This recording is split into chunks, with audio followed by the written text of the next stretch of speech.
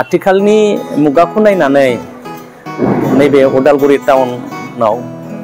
जों जायफ्रा भाराथियाफोर दङ बे भाराथियाफोरनि सुबिदानि थाखाय आङो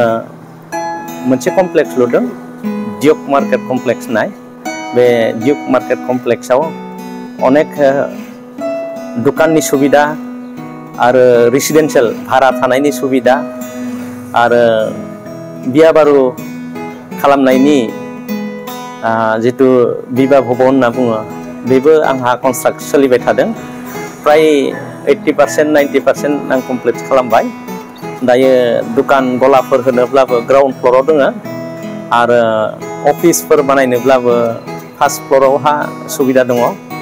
आरो सेकेन्ड फ्ल'रावहाय भारा थानायनि खैथामान आंनियाव रुम दङ गोसो गुदुंफ्रा जायफ्रा गोनांथि दङ बिथांमोना आंजों कन्टेक्ट खालामनो हागोन उदालगुरि मेन टाउननिनो वार्ड नं 4 mission route Udalguri higher secondary जि स्कुल दङ बे हाबलांनाय बाइलेननि खनानि बिल्डिंआनो